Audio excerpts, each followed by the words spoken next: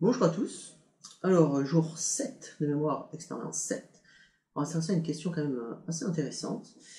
Comment ça se fait qu'au sport, les projectiles vont à des vitesses aussi incroyables? Alors, par exemple, le record du monde de vitesse du volant, c'est 493 km/h. D'accord, hein. J'espère que vous réalisez. Une voiture de course entre 200 et 300 km/h, un TGV, 304 km/h, 493 km/h. Une balle de golf, 339 km/h, c'est le record. Et une balle de tennis au service, le record du monde, il est à 264 km/h. Alors, c'est assez impressionnant parce que ce qui propulse la balle, ou ce qui propulse le volant ou la balle de golf, ces raquettes, ces objets, la personne qui les manipule ne les déplace pas à 493 km/h. Au badminton, c'est impossible d'avoir une vitesse d'exécution de 493 km/h. Alors comment ça se fait que le volant puisse lui partir à 493 km/h? On va essayer de répondre à cette question.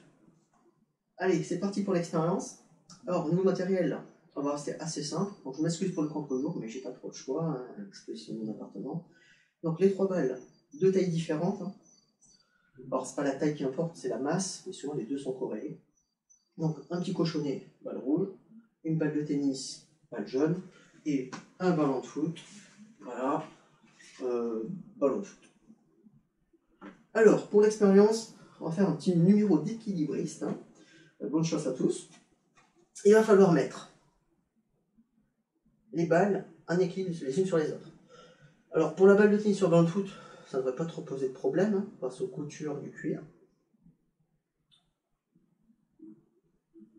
Voilà. Et la balle rouge, moi, le mieux que j'ai trouvé, c'est de prendre un petit élastique qu'on va mettre sur la balle. Comme ça, la balle rouge tiendra en équilibre dessus.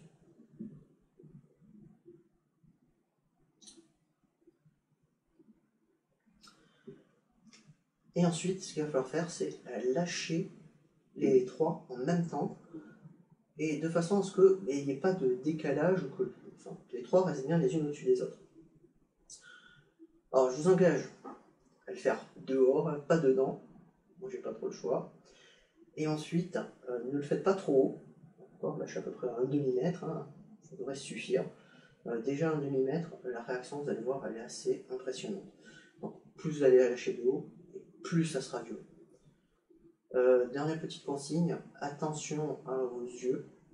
Donc, si vous avez des lunettes de protection, peut-être loin des mettre. Allez, c'est parti.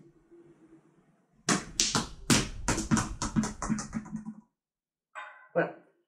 Et s'il n'y avait pas eu de plafond pour arrêter la petite balle rouge, elle s'est répartie vraiment, alors vraiment très haut. Alors pourquoi très haut? Parce qu'elle part à l'impact vraiment très vite. Et plus elle va partir vite initialement, et plus elle va monter haut à la fin. Et ça, c'est une question d'énergie.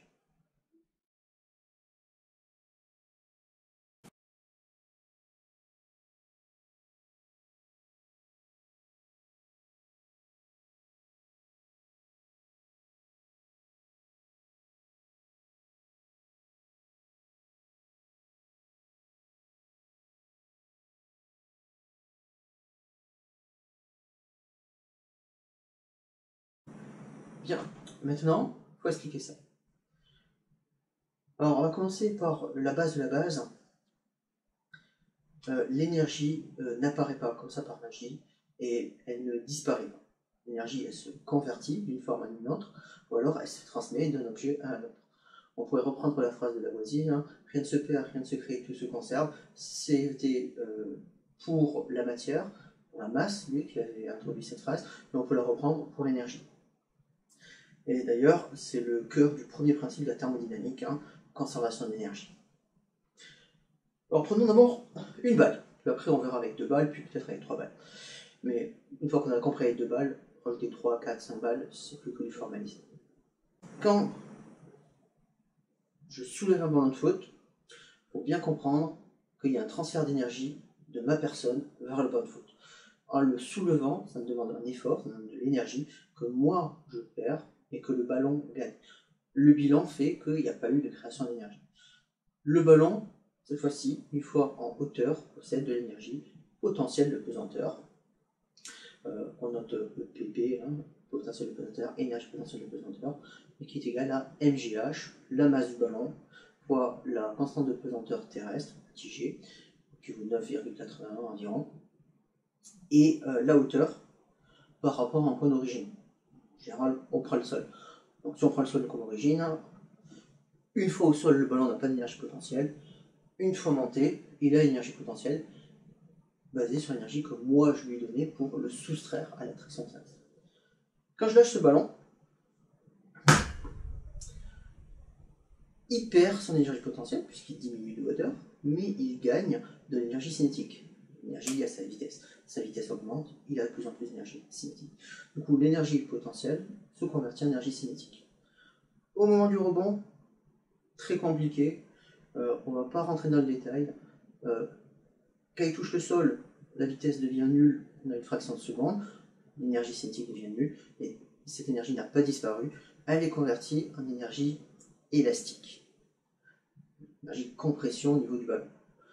Puis, l'instant juste après, il reprend une vitesse vers le haut, donc il réacquiert son énergie cinétique, il monte, au fur et à mesure où il monte, l'énergie cinétique diminue et redevient d'énergie potentielle jusqu'au maximum.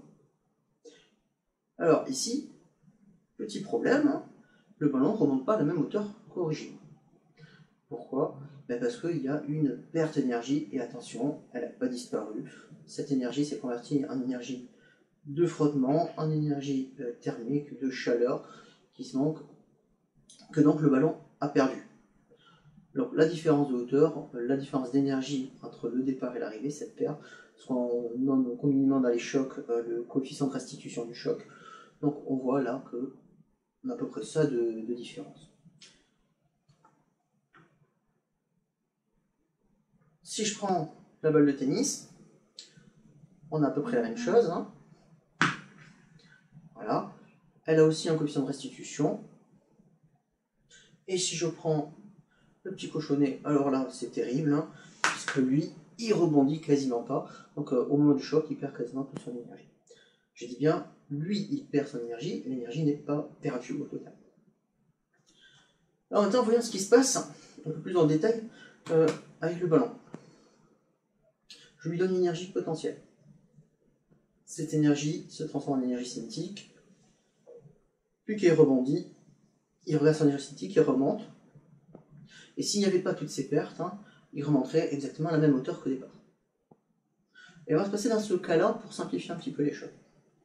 Imaginons que tout se passe parfaitement, que les frottements de l'air sont négligeables, que les chocs sont parfaitement élastiques et donc il n'y a pas de perte d'énergie.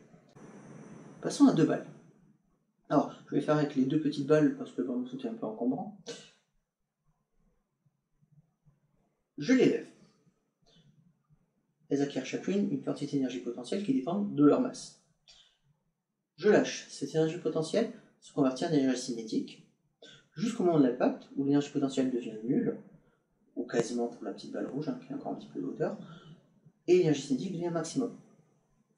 L'énergie cinétique se convertit en énergie élastique, puis se reconvertit en énergie cinétique pour remonter. Mais là, souci, la balle de tennis ne peut pas remonter puisqu'il y a la balle rouge au-dessus. Donc il va y avoir un deuxième choc, après le choc égal à la table, qui fait que la petite balle rouge va récupérer l'énergie cinétique de la balle de tennis. Compression, énergie élastique et à nouveau énergie cinétique va remonter. Mais cette fois-ci, la balle rouge va remonter pas seulement avec son énergie cinétique à elle, mais avec son énergie cinétique à elle, plus l'énergie cinétique de la balle. Donc, beaucoup plus d'énergie cinétique. Du coup, comme elle a plus d'énergie cinétique, elle ne va pas remonter à la hauteur de sa chute initiale, mais elle va gagner aussi la hauteur, pas que de la balle, Parce que ça dépend de la masse du cochonnet. Donc l'énergie dépend de la masse du cochonnet. Donc du coup, au départ du choc, sa vitesse va être beaucoup plus importante que juste une vitesse multipliée par 2. Alors 3 balles, on va un peu plus vite. Donc quand je monte, je donne à chacune de l'énergie potentielle, ça me donne plus d'effort, hein, puisque il y a plus de masse que je dois soulever. Ça tombe, chaque balle gagne de l'énergie cinétique, et au moment du choc à la table, le ballon va regagner son énergie cinétique. Choc entre le ballon et la balle de tennis, va gagner, va récupérer l'énergie cinétique du ballon, pas en totalité, hein, à cause de l'imperfection du choc, mais en grande partie. Comme c'est le rapport des masses qui compte, la balle de tennis va repartir avec une vitesse beaucoup plus importante que seule.